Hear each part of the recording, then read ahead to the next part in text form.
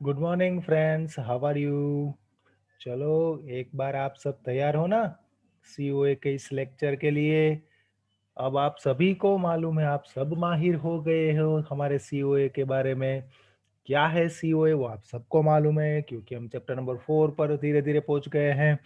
कल हमने क्या डिस्कशन किया था? कल हमने चैप्टर नंबर 4 का जो क्वेश्चन नंबर 1 था, व्हाट इज सीपीयू, उसके बारे में डिस्कशन की थी। आज हम क्या करने वाले हैं? तो जो बीसीए सेम 2 का ये सीओए सब्जेक्ट है, बीएससी आईटी सेम 2 का जो सीओए सब्जेक्ट है, उसमें चैप्टर नंबर 4 का जो क्वेश्चन नंबर नेक्स्ट है वो है जनरल रजिस्टर ऑर्गेनाइजेशन। आज हम बात करेंगे जनरल रजिस्टर ऑर्गेनाइजेशन के बारे में। तो दोस्तों चलो, आप तैयार हो ना? क्या है जनरल रजिस्टर ऑर्गेनाइजेशन, ये सब तैयार हो ना आप जानने के लिए? चलो, explain general register organization. First of all, there are a large number of register to be included inside the CPU. भैया क्या बोलते हैं? सीपीयू में लार्ज नंबर ऑफ रजिस्टर है वो होते हैं। There are large number of register to be include inside the CPU. CPU में बहुत सारे रजिस्टर होते हैं। दूसरा point, this register is called processor register. ये सभी रजिस्टर को हम प्रोसेसर रजिस्टर बोलते हैं। दोस्तों, सीपीयू में ढेर सारे रजिस्टर होते हैं, वो सभी रजिस्टर को हम क्या बोलते हैं? Processor register. अब ये प्रोसेसर रजिस्टर क्या होता है? तो देखिए, these processor register are interconnected with each other inside the CPU. ये सभी प्रोसेसर रजिस्टर है ना, वो सभी एक दूसरे से इंटरकनेक्टेड होते हैं। कहाँ पर होते हैं? सीपीयू में होते हैं। तो देखिए, यहाँ पे हमने ब्लॉक डायग्राम ड्रॉ किया हुआ है। R1, R2, R3, 4, 5, 6, 7, ये क्या है? ये सभी है रजिस्टर। ऊपर हमने देखा प्रोसेसर रजिस्टर, ये processor register R1, R2, R3, R4, R5, R7, ये सभी में डेटा है। याद रखिएगा, ये क्या प्रोसेस है? हमारे कंप्यूटर में डेटा स्टोर है। वो स्टोर डेटा आप अगले दिन दूसरी बार प्रोसेस करोगे तो कंप्यूटर में ये डेटा कहाँ कहाँ से जाएगा और प्रोसेस कैसे होगी, उसी का ये डायग्राम है। आपको बता रहा हूं, मेरे पास डी ड्राइव में डेटा है। आज आपने प्रोसेस कर ली, अब आप कंप्यूटर बंद करके चले गए, कल वापस आपने कंप्यूटर स्टार्ट किया, कल सेम डी ड्राइव में जो डेटा है उसे आपने ओपन किया और अब आप उसमें प्रोसेस कराते हैं। सी लैंग्वेज का डेटा है, एचटीएमएल का डेटा है, ओरेकल का डेटा है, किसी भी प्रकार का डेटा है आपके पास सेव है। आप आज उस डेटा को प्रोसेस कराना चाहते हैं, तो वो डेटा कौन कौन सी मंजिल काप काप कर आउटपुट में कैसे पहुंचेगा, उसी का ये डायग्राम यहाँ पे डिस्प्ले किया हुआ है। R1 में कुछ डेटा, R2 में, R3 में, R4 में, R5 में, R7 में। देखिए, बीच में मैंने बोला है मक्स और मक्स, दो मल्टीप्लेक्सर हमने यहाँ पे दिए गए हैं। मल्टीप्लेक्सर ए, मल्टीप्लेक्सर बी, आप नाम दे सकते हैं और सिंपली मक्स और मक्स लिख सकते हैं। उसके बाद हमने एएलयू लिखा हुआ है। यहाँ पे साइड में हमने लिखा हुआ है 3/8 लाइन डिकोडर। जो मक्स है वहाँ पे हमने सेल ए लिखा हुआ है। जो मक्स बी है उसमें साइड में हमने सेल बी लिखा हुआ है।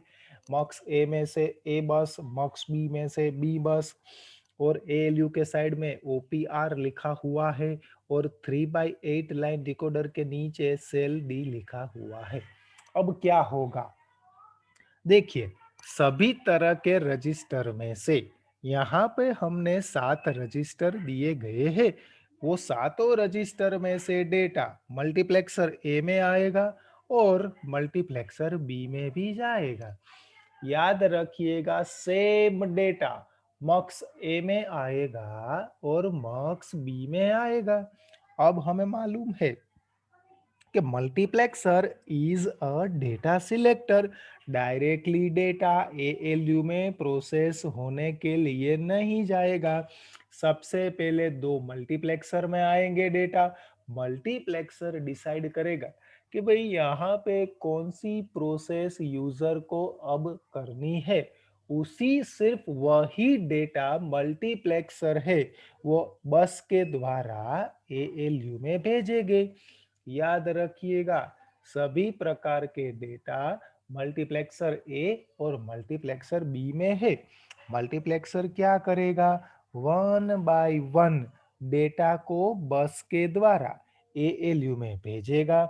एएलयू क्या करेगा, एएलयू उसकी प्रोसेस करेगा और आउटपुट देगा।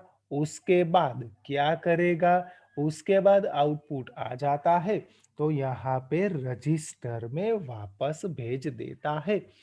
देखिए ये सेल ए क्या करेगा, तो सेल ए है वो मल्टीप्लेक्सर ए को कंट्रोल करेगा। सेल बी क्या करेगा, मल्टीप्लेक्सर बी को कंट्रोल करेगा। ओपीआर क्या करेगा कि ओपीआर देखेगा कि भाई एएलयू है वो प्रॉपर वर्क करता है या नहीं।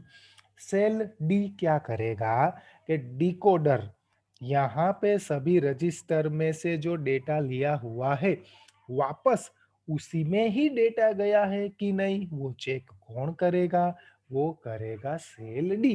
तो ये है हमारा ब्लॉक डायग्राम जिसे हम बोलते हैं जनरल रजिस्टर ऑर्गेनाइजेशन। आइए अब हम इसकी विस्तार से चर्चा करते हैं।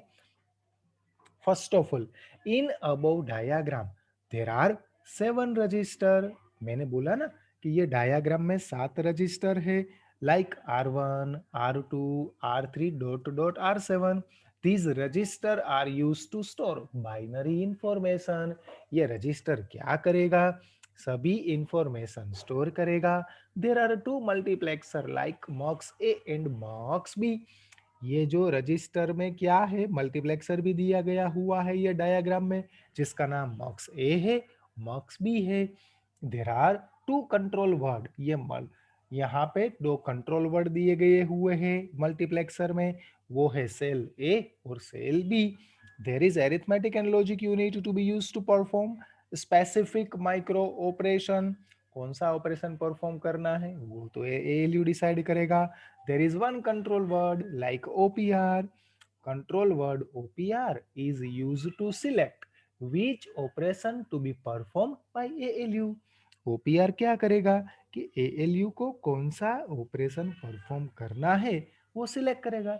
There is one decoder to be used to select destination register to store generated output. मैंने बोला ना कि क्या करेगा डिकोडर कि कौन से रजिस्टर में डेटा स्टोर करना है वो डिसाइड डिकोडर करेगा। बट डिकोडर में कौन करेंगे डिसाइड, तो कि सेल डी।